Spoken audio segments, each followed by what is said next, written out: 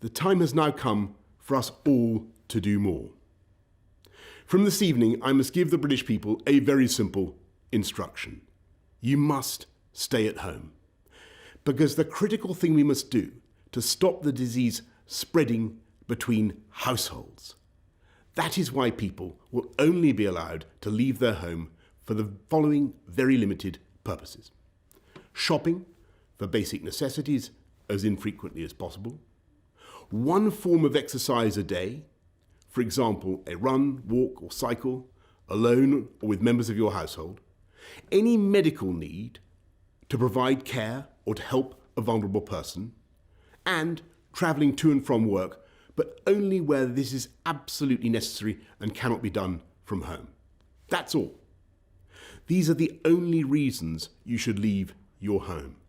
You should not be meeting friends. If your friends ask you to meet, you should say no.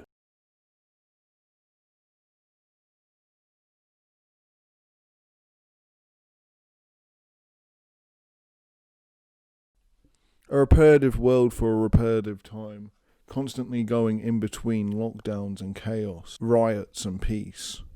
That is the world of 2020. Much like a film, it seems almost unreal, the passage of time. Days become weeks, weeks become months, months become...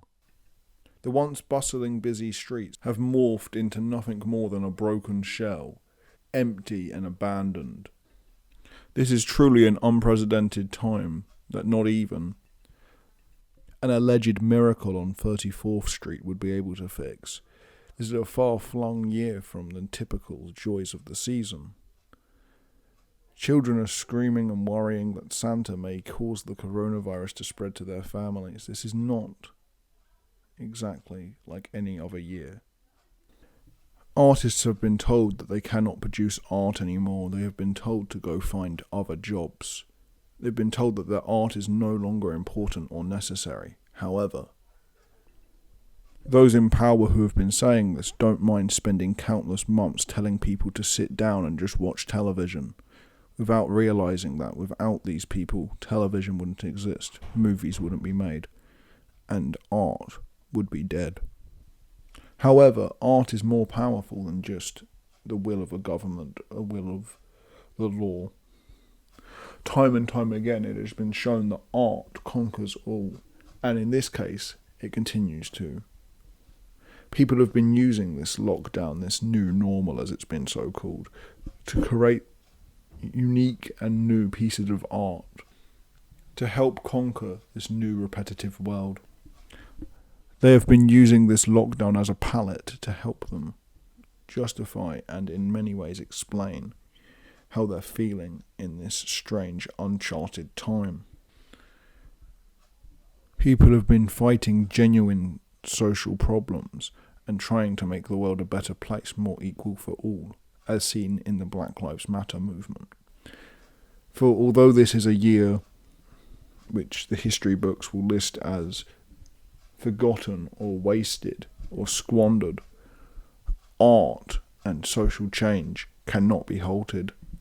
Although a ravenous virus has changed our social structure, a new norm, similar but different to that of our politicians' suggestions, is starting to take form.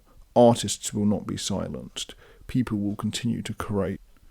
And although the government have said that people should look for new jobs, I find it unlikely that it will stop those who truly believe in art and truly want to express themselves from doing so.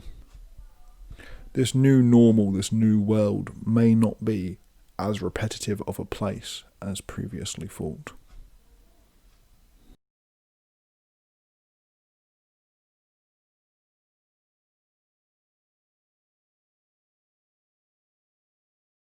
Of Europe, the virus is spreading even faster than the reasonable worst case scenario of our scientific advisors, whose models, as you've just seen, now suggest that unless we act, we could see deaths in this country running at several thousand a day, a peak of mortality, alas, bigger than the one we saw in April. And so now is the time to take action because there is no alternative. And from Thursday until the start of December, you must stay at home. You may only leave home for specific reasons, including for education, for work, let's say if you cannot work from home, for exercise and recreation outdoors with your household or on your own, with one person from